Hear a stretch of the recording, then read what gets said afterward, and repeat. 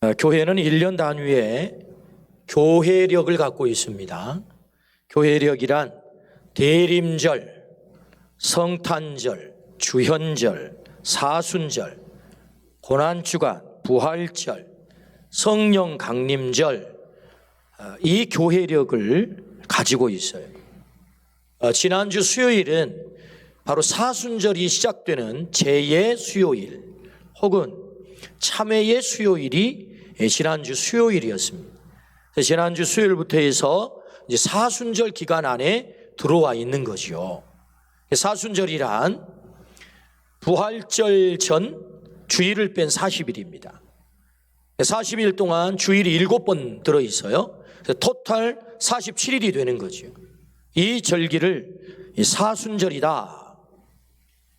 영어로는 렌트라고 합니다. 렌트 기간. 렌트, 봄이라고 하는 뜻을 갖고 있어요. 교회 역사는 지금까지 사순절 기간을 대단히 중요하게 여겼습니다. 왜냐하면 예수님이 이 땅에 오셔서 하신 최대의 사역은 십자가를 지신 사역이거든요. 그러니까 십자가를 기념해서 지키는 절기가 사순절이기 때문에 교회력 가운데 길기도 하지만 가장 중요한 절기가 바로 사순절이다. 그래서 우리의 믿음의 선배들은 이 사순절 기간을 경건하게 보내기 위해서 3가지를 했는데요. 우리도 이 사순절 기간을 잘 보내기 위해서 3가지를 하셔야 돼요. 그 첫 번째는 십자가를 깊이 묵상하는 것입니다. 왜 주님이 십자가를 지셨는지, 그 십자가와 나와는 어떤 관계가 있는지, 나는 그 십자가를 어떻게 질 수 있겠는지 십자가를 깊이 묵상하는 것 첫 번째. 두 번째는요, 자신의 믿음을 깊이 성찰해야 됩니다. 내가 믿음 생활 똑바로 하고 있는지, 제대로 하고 있는지 깊이 자신의 믿음을 성찰하는 기간. 세 번째는 온전한 신앙 회복을 위한 행동의 결단을 해야 돼요. 온전한 신앙 회복을 위한 행동 결단. 소극적인 결단과요, 적극적인 행동의 결단이 있어요. 소극적인 행동의 결단은 금식하기, 뭐뭐 안 하기, 금식하기, 또는 미디어 금식하기, 텔레비 금식하기, SNS 금식하기, 이런 기호식품 금식하기, 어떤 분은 커피 금식하기, 이렇게. 과거에 우리 선배님들은 이 사순절 기간에 육고기 금식하기 이런 것도 하였지. 뭔가를 안 하는 금식, 이 소극적 행동의 결단이죠.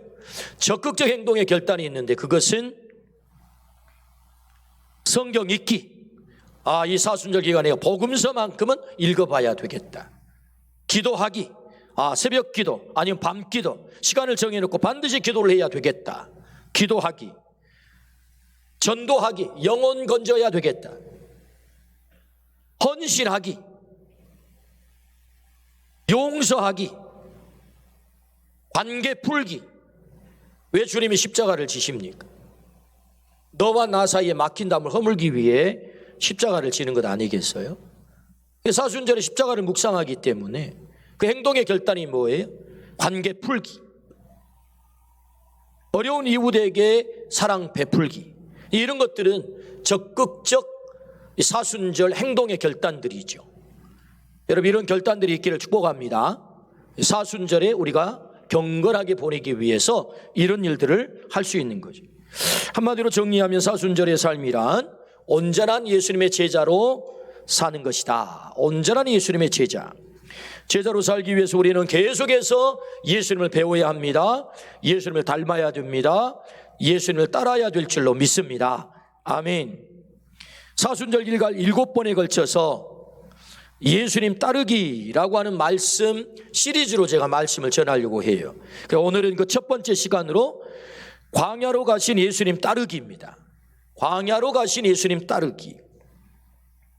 우리의 삶의 진정한 성공은 예수님을 잘 따르는 데 있습니다. 예수님을 온전히 닮고 따를 때 그 삶이 빛났단 말이죠. 오늘 우리 모두가 금년에 우리가 어려움 가운데 있지만 예수님을 잘 따름으로, 특별히 사순절 기간에 예수님 따르기를 잘함으로 우리의 삶이 빛나기를 주의 이름으로 축원합니다. 예수님 온전히 따르면 그 인생은 반드시 성공하게 돼 있다. 그러므로 오늘 말씀을 통해서 예수님을 어떻게 하면 따를까를 깨닫고 발견하고 결단하기를 주의 이름으로 축복합니다. 그렇다면 예수님의 무엇을 따를 수 있을까요? 무엇을 따라야 할까요? 그 첫 번째는 광야로 가라 그렇게 말씀하세요. 광야로 가라. 오늘 본문 4장 1절부터 2절입니다. 그때에 예수께서 성령에게 이끌리어 마귀에게 시험을 받으러 광야로 가사 40일을 밤낮으로 금식하신 후에 줄이신지라. 아멘. 예수님이 세례를 받으셨어요. 그리고 성령에 이끌려서 어디 갑니까? 광야로 가세요. 광야로 가세요. 뭐 하기 위해서? 마귀에게 시험 받기 위해서. 이 말씀을 좀 제대로 번역을 하고 좀 해석을 해볼 필요가 있는데요.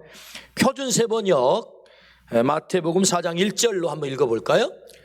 그 즈음에 예수께서 성령에 이끌려 광야로 가셔서 악마에게 시험을 받으셨다. 개정개혁판에서는 마귀에게 시험을 받기 위해서 광야로 간 것처럼, 목적이 시험 받기 위해 가는 것처럼 이렇게 기록이 됐는데, 표준세 번역에서는 그렇게 기록하지 않고 그 즈음에 예수께서 성령에 이끌려 광야로 가셔서 그냥 광야로 가신 거예요. 그러다 보니 거기에 사단이 와가지고 시험을 한 거죠. 시험을 받기 위해서만 간 게 아니고 광야가 목적이었다는 거예요. 광야가 목적이었다. 병행복문 다른 복음서의 말씀을 보면 그 의미가 더 정확해지는데요. 마가복음 1장 12절입니다. 성령이 곧 예수를 광야로 몰아내신지라. 성령이 어떻게 하셨다고? 예수님을 광야로 내몰았다. 모니터 스피커만 좀 올려주실래요? 누가복음 4장 1절 한번 읽어주시겠습니까? 예수께서 성령의 충만함을 입어 요단강에서 돌아오사 광야에서 40일 동안 성령에게 이끌리시며. 성령에 이끌려서 예수님이 어떻게 해요? 광야로 가신 거예요. 성령이 광야로 내모신 거예요. 예수님이 광야에 가신 거예요. 그러니까 광야에 가신 것이 목적이죠. 거기 있다 보니까 어떤 일이 벌어져요? 사단에게 시험도 당했던 거죠. 자, 그래서 정리해보면 예수님이 세례를 받으시고 성령에 이끌려 의도적으로 광야에 가신 것을 알게 됩니다. 이 일은 예수님 공생의 첫 번째 사건이죠. 무엇이든 첫 번째 사건은 대단히 중요하죠. 그러므로 오늘 예수님이 광야에 가신 사건은 대단히 중요해요. 이 중요한 일을 너도 하라, 이런 말씀이에요. 내가 광야로 간 것처럼 너도 광야로 가면 좋겠어. 주님이 우리에게 주신 말씀이거든요. 그러므로 오늘 우리가 이 사순절 기간에 주님이 가셨던 그 광야의 길을 우리도 가기를 주의 이름으로 축원합니다. 이 길을 우리도 따르기를 주의 이름으로 축원합니다. 아멘. 질문이 생기잖아요. 그러면 왜 광야에 가야 됩니까? 이런 질문. 왜 광야에 가야 됩니까? 예수님이 광야에서 하신 일이 두 가지인데요. 첫 번째가 금식하기고 두 번째가 시험 받으셔서 그 시험에서 승리하신 사건이에요. 광야 가셔서 예수님이 하신 일은 두 가지다. 금식하신 일, 그리고 그 시험을 승리하신 일. 광야는 생존하기에 최악의 장소입니다. 예수님은 그곳에서 40일 금식을 하셨습니다. 마태복음 4장 2절을 한번 읽어보실까요? 40일을 밤낮으로 금식하신 후에 줄이신지라. 금식을 하셨는데 줄이셨죠. 여러분, 금식이 뭐죠? 인간 생존의 가장 중요한 본능인 식욕을 포기하는 거죠. 원초적인 인간의 가장 중요한 식욕, 그걸 포기하는 거예요. 40일간 안 먹었대요. 육체가 필요로 하는 것의 극한까지 포기하는 거죠. 40일 극한의 자리까지 가는 거예요. 왜 그렇게 하셨을까요? 그것은 오직 하나님만을 집중하기 위해서. 안 먹는 게 목적이 아니에요. 광야로 가신 목적, 그리고 거기에서 금식을 하신 목적, 광야로 가심과 금식하신 목적이 있다는 거죠. 그게 뭐예요? 오직 하나님만 바라보기 위해서. 두 번째 메시지 화면에 띄워주실래요? 오직 하나님만 집중하기 위해서. 그래서 광야로 가신 것이고, 그래서 금식하신 거예요.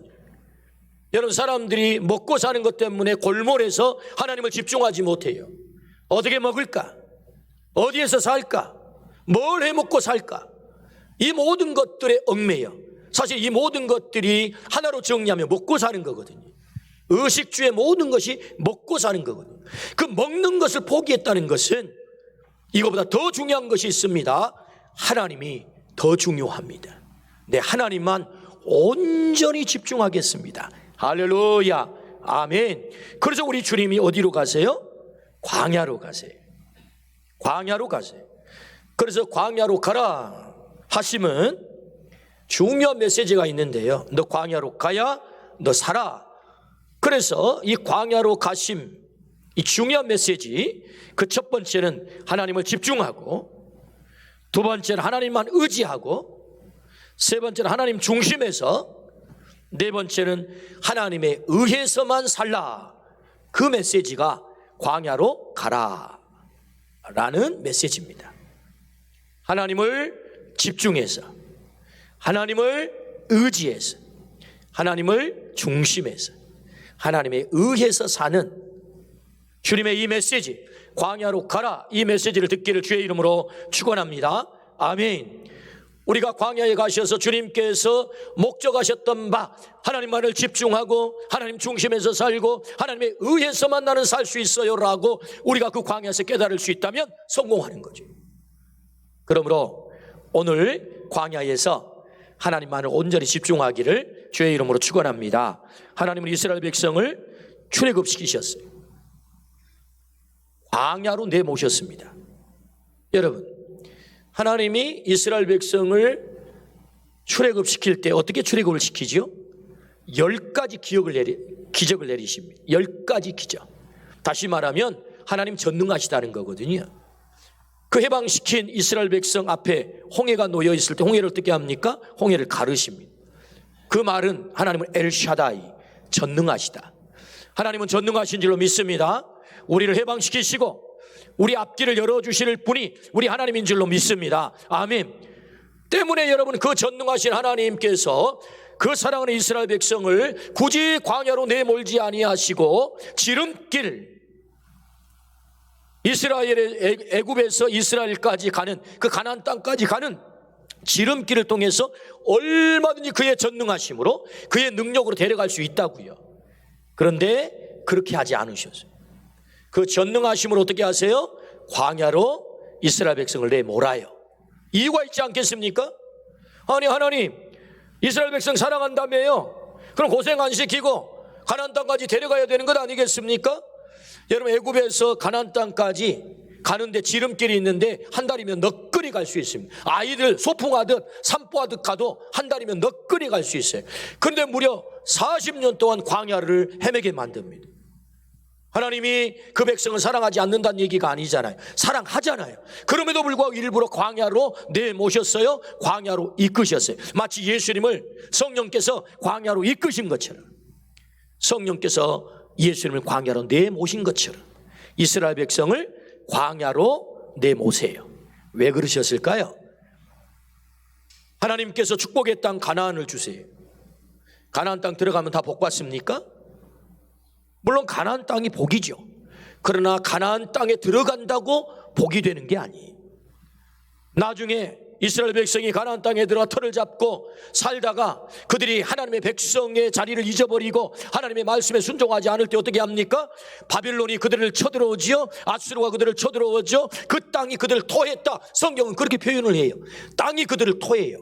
땅에 들어갔기 때문에 복 받는 게 아닙니다. 하나님의 백성이 되어 들어갈 때 복을 받는 줄로 믿습니다. 중요한 것은 하나님의 백성이 되는 것입니다. 그러므로 여러분, 하나님께서 왜 이스라엘 백성을 광야로 내모시는 것입니까? 하나님 백성으로 만드는 작업을 하시는 거지. 우리를 왜 광야에 두십니까? 우리가 지금 살아가고 있는 이 삶의 정황이 이 광야와 같지 않아요? 코로나 이 상황의 이 말이의 삶이 광야와 같아요. 왜 우리를 광야에 두시는 것입니까? 이스라엘 백성만을 광야에 두시는 것이 아니라 우리의 삶의 한복판 속에도 광야가 있단 말이죠. 광야를 만나요. 고난의 광야, 해결되지 않는 광야. 왜? 우리를 하나님의 백성으로 훈련시키기 원하시는 하나님의 계획이 있다. 할렐루야.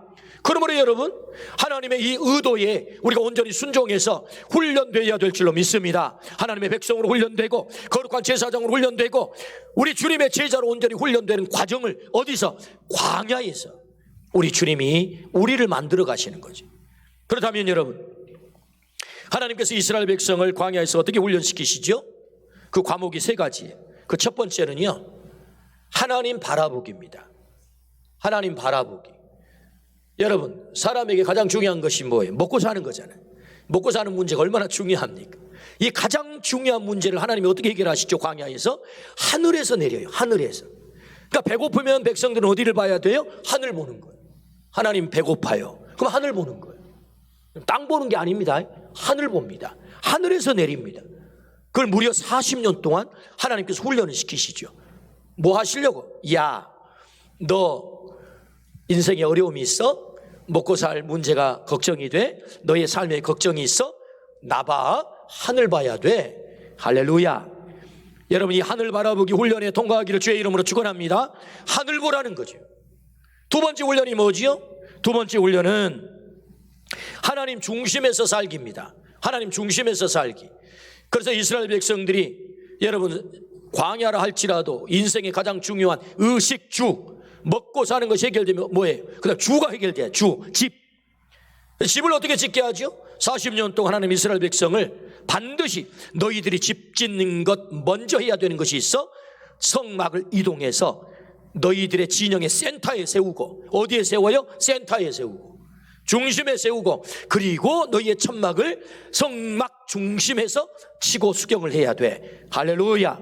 뭡니까? 하나님 중심에서 살라는 거죠. 우리 하나님 중심에서 사시기를 축복합니다. 하나님이 아예 40년 동안 이스라엘 백성으로 하여금 성막 중심의 삶을 살도록 하셨어요. 그러므로 여러분, 오늘 우리가 성막 중심, 하나님 중심을 어떻게 사는 것입니까? 여러분, 우리가 하나님을 사랑한다. 그 사랑한다의 구체적인 표현이 뭐예요? 사람이 사람을 사랑하면 나 당신 사랑해, I love you 라고 말하잖아요. 그럼 사람들이 그 소리를 듣고 아, 저 인간이 나를 사랑하는구나 이렇게 느끼잖아요. 좋은 선물을 하거나. 그럼 여러분, 우리가 하나님을 사랑해. 하나님을 사랑하고 내 이웃을 내 몸과 같이 사랑하라. 우리가 사랑을 어떻게 표현할 수 있어요? 눈 감고 있으면서 하나님 사랑하는 것입니까? 하나님은 구체적으로 너희가 나를 사랑하는 방법이 딱 하나 있는데 그것은 나를 예배하는 거야. 너희가 예배하면 그때서야 네가 나를 경외하고 네가 나를 사랑하는 걸 나 알겠어. 이렇게 말씀하거든요. 구체적인 우리의 사랑의 고백이 뭐예요? 결국 예배하는 거거든요. 하나님 만나고 하나님께 예배하고 그 하나님 중심의 삶을 사는 거. 이게 뭐죠? 하나님 사랑하는 거죠. 그래서 광야에서 이스라엘 백성을 하나님 중심에서 사는 훈련을 시키세요. 여러분, 우리가 하나님 중심에서 사시기를 주의 이름으로 축원합니다.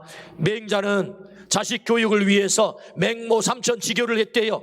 2번씩이나 3번씩이나 집을 이사했다는 것 아니겠습니까? 여러분, 신앙을 위해서도 하나님을 예배하는 것을 위해서도 이런 결단이 있기를 주의 이름으로 축원합니다. 더 잘 예배드리기 위해서, 더 많이 기도하기 위해서, 내가 하나님 중심으로 살기 위해서 하나님, 저는 이사도요 이렇게 볼랍니다. 할렐루야. 아멘. 대단히 중요한 결단이죠. 그래서 광야에서 이스라엘 백성을 어떻게 훈련시킵니까? 하나님 중심에서 살기.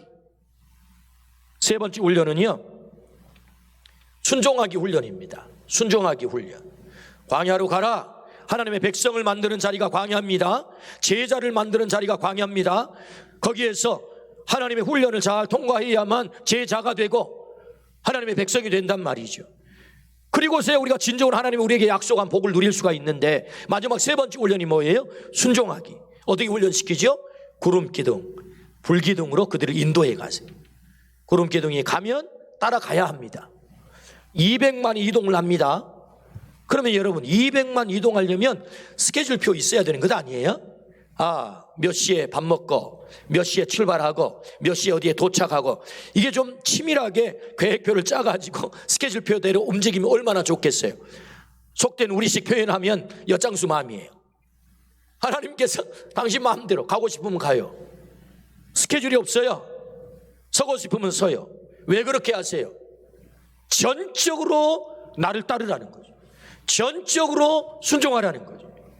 심지어는 아내가 애를 낳고 있어요. 근데 구름이 가는 거예요. 하나님, 아내가 지금 아기를 낳고 있단 말입니다. 멈춰주세요. 안 통합니다. 가야 됩니다, 여러분. 애를 낳으면서도 가야 돼요. 뭐죠? 절대 순종. 그러니까 40년 동안 하나님은 구름기둥, 불기둥으로 그 백성을 훈련시켜가는 것입니다. 이 순종에 통과하기를 주의 이름으로 축원합니다. 하나님이 가시면 가고 멈추시면 멈추고 하나님 말씀하시면 말씀대로 따르고 말씀이 하지 말라고 하면 하지 않고 말씀이 하라고 하면 하고 이것이 사는 길이죠. 광야에서 사는 길입니다. 그때 우리가 하나님의 백성으로 훈련되는 거죠. 왜 광야라고 가라고 말씀하십니까? 하나님께서는 광야에서 너 하나님 바라봐야 되겠다. 하나님 중심에서 살아야 되겠다. 너 하나님 순종하고 살아야 되겠다. 할렐루야. 우리가 이 광야에서 승리하기를 주의 이름으로 축원합니다. 아멘. 코로나는 우리를 광야로 내몬 사건이지요. 이스라엘 백성이 광야에서 다 살아난 것 아닙니다. 여호수아와 갈렙을 제외한 20세 이상은 광야에서 다 죽습니다. 왜 죽었죠? 순종하지 않았거든요. 하나님 말씀대로 따르지 않았거든요. 그러나 순종한 사람은 살아 가나안 땅에 들어갑니다. 그러나 오늘 또 우리가 살아가는 이 삶의 한복판이 광야라고 한다면 살아남을 자가 있고 죽을 자가 있을 것입니다. 그렇다면 이 광야에서 우리가 어떻게 하면 살아남을 수 있겠습니까? 하나님께서 왜 이 코로나라고 하는 이 광야를 우리에게 허락하신 것입니까? 사람들은 내 힘으로 얼마든지 살 수 있어요. 내 능력으로 살 수 있어요. 라고 기고만장했지요. 그런데 여러분 이 코로나 전국 앞에서 우리 인간의 이 약함이 얼마나 약한지 말이 그걸 처절하게 우리가 깨닫게 하는 것 아니겠습니까? 그러므로 하나님께서 이 광야에서 하나님 바라봐라, 하나님 중심에서 살아라, 하나님 순종하면서 살라 라고 말씀하신 이 말씀에 온전히 순종하기를 주의 이름으로 축원합니다. 그러므로 너 광야로 가라 라고 말씀하세요. 하나님 집중해서 살라 라고 말씀하세요. 우리 모두가 하나님 집중해서 살기를 주의 이름으로 축원합니다. 아멘. 마지막 세 번째는요, 그 광야에서 시험 승리를 배워라 그렇게 말씀하세요. 광야 시험에서 승리를 배워라 말씀하세요. 광야에는 시험이 있습니다. 성령께서 이끌어 가셨는데도 시험이 있어요. 하나님이 그 광야로 내모셨는데도 시험이 있다고요. 예수님이 어떤 시험을 당하십니까? 돌로 떡덩이가 되게 하라, 성전 꼭대기에서 뛰어내려라, 그리고 내게 경배하라, 내가 만국을 주겠다라고 하는 세 가지 시험이지요. 우리가 살아가는 세상은 시험하는 자가 있다. 그래서 베드로전서 5장 8절 말씀에 이렇게 말씀하시죠. 한번 읽어주시겠습니까? 근신하라 깨어라 너희 대적 마귀가 우는 사자같이 두루다니며 삼킬 자를 찾나니. 오늘 또 그 마귀가 있다는 것입니다. 두루 찾아다니는 마귀.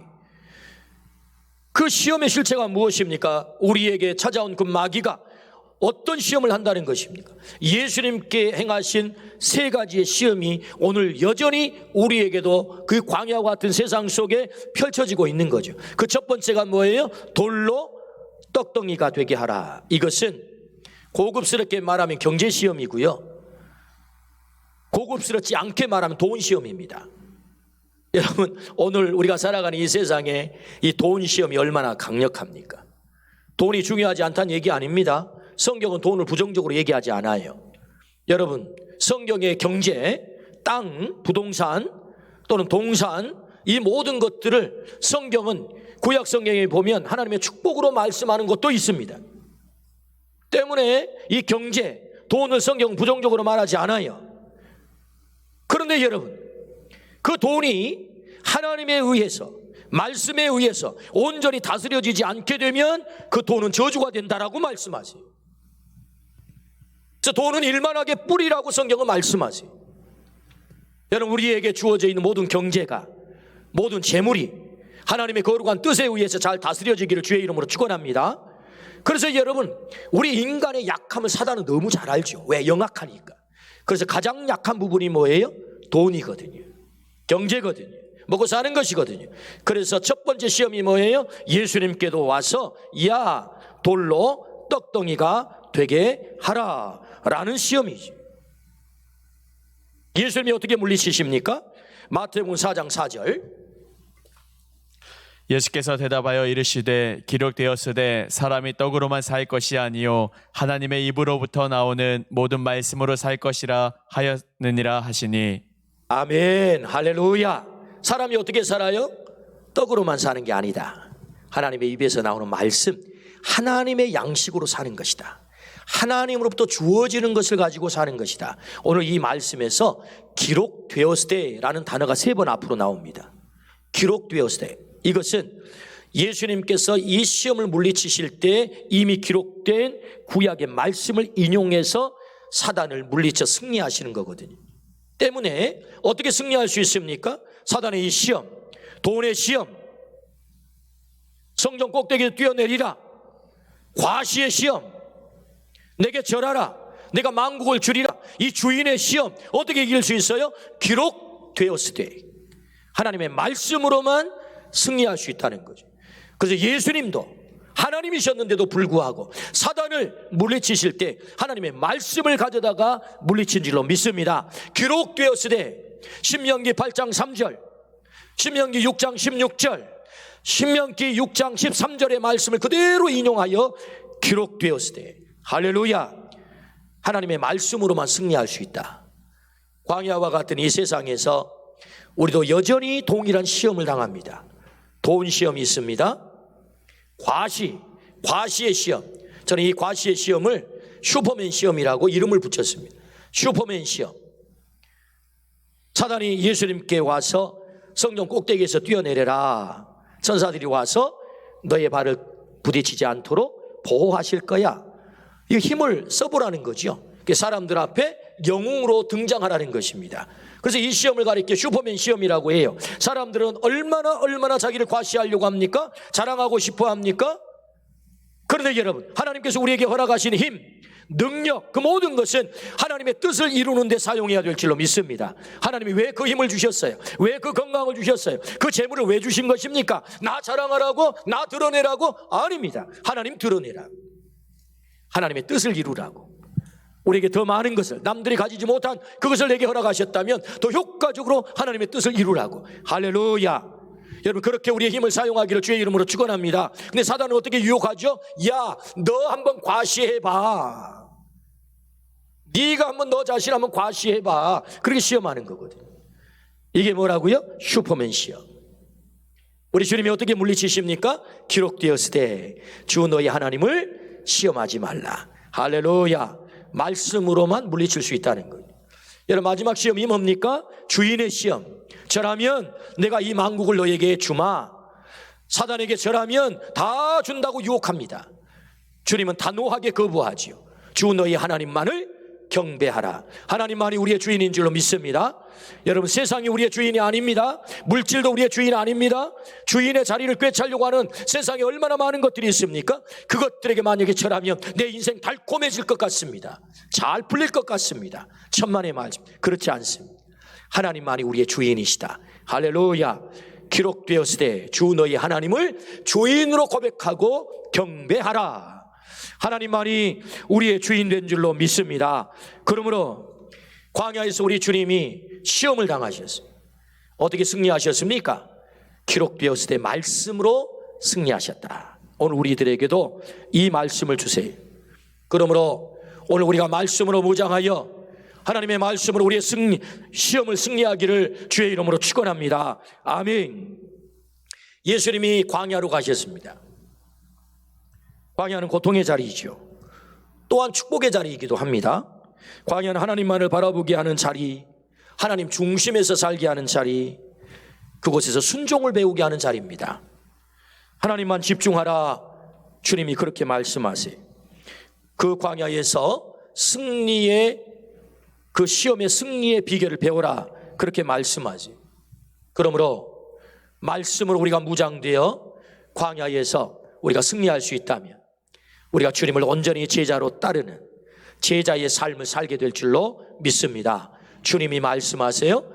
광야로 가라. 우리의 광야의 자리는 하나님의 축복의 자리이고 하나님을 만나는 자리다. 온전히 하나님을 집중하는 은혜가 있기를 주의 이름으로 축원합니다. 아멘.